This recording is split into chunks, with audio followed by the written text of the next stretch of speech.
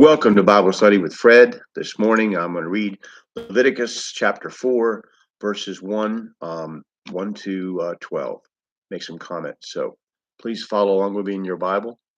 And the Lord spake unto Moses, saying, speaking to the children of Israel, saying, if a soul shall sin through ignorance against any of the commandments of the Lord concerning things which ought not to be done, and shall do against any of them, if the priest that is anointed do sin according to the sin of the people, then let him bring for his sin which he has sinned a young bullock without blemish unto the Lord for a sin offering. And he shall bring the bullock unto the door of the tabernacle of the congregation before the Lord, and shall lay his hand upon the bullock's head, and kill the bullock before the Lord. And the priest that is anointed shall take of the bullock's blood and bring it to the tabernacle of the congregation. And the priest shall dip his finger in the blood and sprinkle the blood 7 times before the Lord, before the veil of the sanctuary. And the priest shall put some of the blood upon the horns of the altar of sweet incense before the Lord, which is in the tabernacle of the congregation, and shall pour all the blood of the bullock at the bottom of the altar of the burnt offering, which is at the door of the tabernacle of the congregation.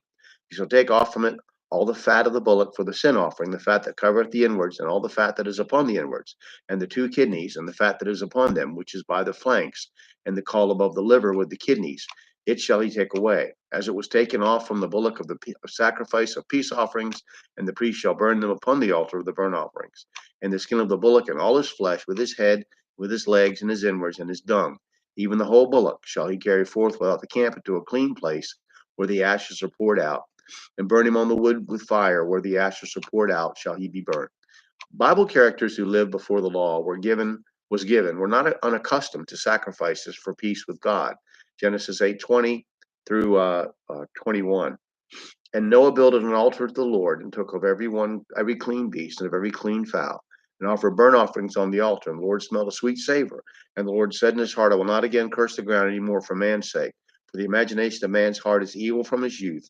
Neither will I again smite any more every living thing, as I have done for sin. Job 1:5. Um, and it was so, when the days of their feasting were gone about, that Job sent and sanctified them, and rose up early in the morning, and offered burnt offerings according to the number of them all. For Job said, it may be that my sons have sinned and cursed God in their hearts. Thus did Job continually. In the Old Testament, the person's body and soul were linked in sin. The soul suffered under the weight of the transgressions of the flesh. So the soul is often referred to as the entire person, meaning body and soul, as here, Leviticus 7:18. And if any of the flesh of the sacrifice of his peace offerings be eaten at all on the 3rd day, it shall not be accepted, neither shall it be imputed unto him that offereth it.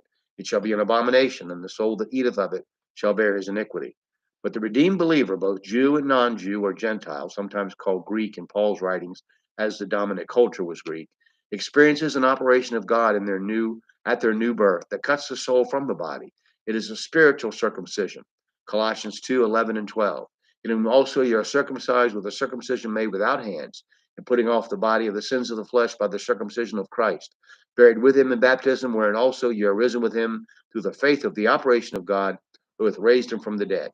Now a soul could sin through ignorance, without understanding they had violated the law. And an important principle is the one that it was still held accountable for their sins, even those done in ignorance. You're still held accountable for them. King David sang, Psalm 19:12, who can understand his errors? Cleanse thou me from secret faults. Peter stated that the people and their rulers murdered Christ out of ignorance. Acts 3:12 to 17. And when Peter saw it, he answered unto the people, ye men of Israel, why marvel you at this? Or why look ye so earnestly on us, as though by our own power or holiness we had made this man to walk? The God of Abraham and of Isaac and of Jacob, and God of our fathers, hath glorified his son Jesus, whom ye delivered up, and denied him in the presence of Pilate, when he was determined to let him go. But ye denied the Holy One and the just, and desired a murderer to be granted unto you, and killed the Prince of Life, whom God hath raised from the dead, whereof you are now witnesses. And his name, through faith in his name, hath made this man strong, whom ye see and know. Yea, the faith which is by him hath given him this perfect soundness in the presence of you all. And now, brethren, I wot that through ignorance ye did it, as did also your rulers. As Jesus himself said from the cross, Luke 23:34. Then said Jesus, Father, forgive them, for they know not what they do. And they parted his raiment and cast lots. In this passage in Leviticus, this is not Job's just in case they've sinned sacrifice, but a sacrifice to be made when one realizes they've done something against God, but did not do it willfully. Judas acknowledged that he had betrayed innocent blood in Jesus, first from Psalm 94:21, They gathered themselves together against the soul of the righteous and condemned the innocent blood. Matthew 27:3 and 4. Then Judas, which had betrayed him, when he saw that he was condemned, repented himself and brought again the 30 pieces of silver to the chief priests and elders, saying, I have sinned in that I have betrayed the innocent blood. And they said, What is that to us? See thou to that. The rulers of the Jews, the Sanhedrin, the council, had the opportunity to confess their sin, but they would not hear when Stephen confronted them and exposed them. Acts 7:52-54.